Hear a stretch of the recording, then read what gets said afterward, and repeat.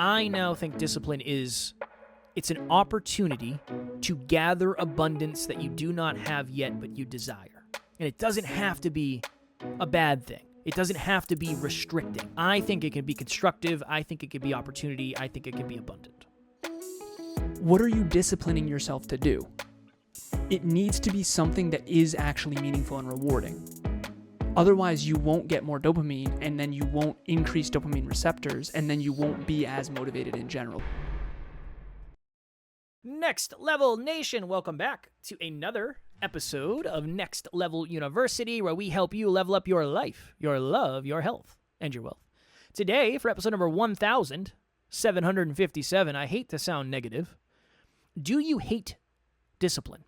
The reason I wanted to do this episode, Alan, was we have a new department within NLU, and we very rarely talk about, we have it in a minute, but we have a department called Next Level Video Production. And I interview people that don't have podcasts that are looking to get some high-quality video content. And usually when we're running a new department, we are willing to work with someone to work out the kinks. Mm-hmm. Beta testing is what they call it in the biz, I guess. I don't know.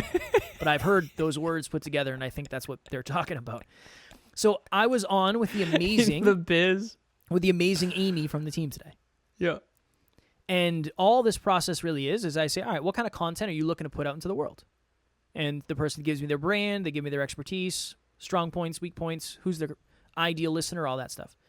And one of the questions I asked Amy today was, how has your relationship, and has it, changed when it comes to discipline over the last few years? I believe that discipline is one of those things that gets a really bad rap. Just like consistency might get a bad rap. Just like doing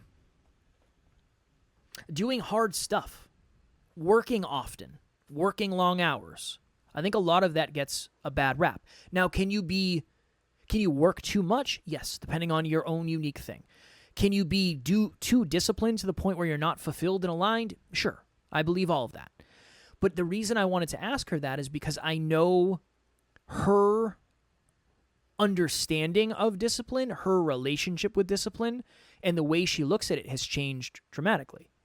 And I think mine probably has too. I don't think discipline is a punishment. I think discipline is an opportunity. I worked all day on the 4th of July, and again, that's my choice. I'm blessed to be able to do that. And Taryn went away this week. She's in this weekend. She's in Vermont. I'm staying home because I have a lot of opportunity right now that I don't want to miss out on because Nice. I firmly believe I'd regret it. And I said this last night on our monthly meetup where we are recording this on Friday. I said it's the 4th of July. I had someone invite me to a cookout. There's a pool. I'm sure there's going to be cold beer. And I said, I'm working all day on the 4th. And it wasn't from a place of sadness. It wasn't from a place of regret. I got to the end of the day, and I was super, super grateful for the day that I had because it was a very, very, very wonderful day. But it took a lot of discipline to say no to all the other opportunities. It took a lot of discipline to be one of the 3 cars that was in the parking lot at 6 a.m. I actually got up earlier because I needed to do my presentation for Evan. I used to think discipline was punishment. I used to think discipline came from a place of lack. I now think discipline is, it's an opportunity to gather abundance that you do not have yet but you desire. And it doesn't have to be a bad thing. It doesn't have to be restricting. I think it can be constructive. I think it can be opportunity. I think it can be abundant. I'm reading a book right now called Principles by Ray Dalio. Super boring book. Definitely. Super boring. One of the most. But I know. Yeah, Ray, sorry, you're very boring. But it's extremely valuable. Big fan. Ray is very bright. Very bright. In the book, he talked about this circumstance where his company had 45 people in the mid to late 90s, and the team members of the company were complaining that he was being a little bit of a dick.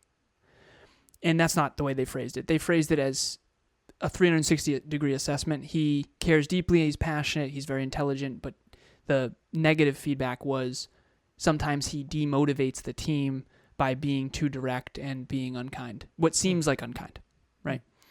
Particularly with the team members who don't know him as well. And I resonated deeply with that. And he said, I figured out through a neuroscientist that I talked about that all of us have these two parts of our brain. And this is an oversimplification, by the way. For any neuroscientist out there, this is like a massive oversimplification. But I'm just going to do it for the purposes of this episode. Kev, one of the reasons I've been getting a lot of feedback lately about our podcast and why one person on the team, Nicole, I asked her perspective on Next Level Audio Blog, her perspective on Podcast Growth University, her perspective on NLU, and her perspective on the Conscious Couples podcast. I want to understand the difference between each, which one's the best from her perspective. She thinks NLU is by far the best, which, thank you. That's great. And I think that it makes sense since we've put way more effort into this podcast than anything else we've pretty much ever done in our entire life, which is interesting to say out loud. There's two parts of our brain. One is the logical, rational, structured, disciplined, we'll just call it logic and rationality. Okay. So that's bucket one. Bucket two is emotional. One of the reasons why I think NLU is really valuable is because we talk about important topics and Kev and I are both. So we're logical and emotional, but I'm probably 80% logical, 20% emotional. Kevin is probably 80% emotional, 20% logical. And so we have these really cool discussions where you get to kind of resonate with these topics from your emotional part and from your logical part. And so if you're out there and you resonate with me more, you're more logical. If you are more emotional, you resonate with Kev more, that's okay, even though he's a worse communicator.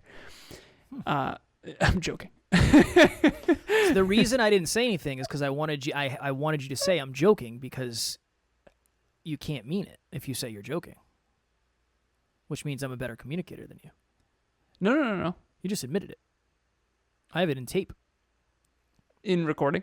In tape. I don't think you're a stronger communicator than me. I think you're a different communicator than me.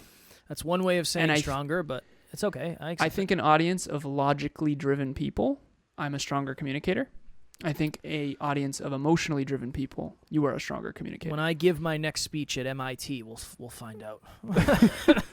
I'm giving a speech next year on quantitative decision analysis. I'm offended they overlooked me for that one. I don't know when they were looking at everything, they landed on you for that. I would pay money to see that. That would be fun for me. You would be the only one. Hence why I will never give that speech. Nobody. Yeah, fair. From me. NLU listener, what is happening? I just wanted to jump in here and let you know, if you want to get to the next level faster, we have a free virtual monthly meetup at the first Thursday of every month, 6 p.m. Eastern Time. You can connect with like-minded people and become a bigger part of this amazing global community. The link to register will be in the show notes. So for everyone out there listening, to bring this back to discipline, I'm going to speak very logically and then emotionally about this. Okay, when he says your relationship with discipline, that's emotional. Do you have a positive association with discipline, or do you have a negative association with discipline? Mine is very positive. Emilia and I were talking about this recently because we just surpassed 2.25 years recently of exercise every day. Now, it's only 30 minutes a day. Eventually, it became 35, and we've been able to hold that line. But I would argue that a lot of people would love to be able to be more consistent at exercise, and we've been able to pull that off, and I think one of the reasons is we have each other. But I was talking to her a little bit about this, and why we were able to do that. Why is that? Because I think a lot of people, if they were honest with themselves, want to exercise more consistently. So how are we doing this? Our relationship with discipline is very, very, very positive. So how do I frame this? I know we got to go quick with this, so I'm having trouble containing it in a very small, short episode. All right. Apparently, the neuroscience shows, and I've researched this quite a bit, that dopamine is the reward chemical that comes after accomplishing something meaningful. Okay, so I get a dopamine hit after I go to the gym because I said I wanted to go to the gym, I accomplished that, and then I get a dopamine hit. What the neuroscience shows is that if you aren't careful and you fail too much at achieving your small promises to yourself, you actually lose dopamine receptors. So dopaminergic people are people that have high levels of dopamine, high sex drive. They're very motivated. They're very driven. I would argue that there's a book called The Molecule of More, and I knew when I read that book, I was like, definitely. I'm a very intensely motivated human in general. I don't struggle much to do things. Now, that said, if Kev loses, fail, and he doesn't get any rewards from that, you will get less dopamine receptors, and therefore you'll be less motivated.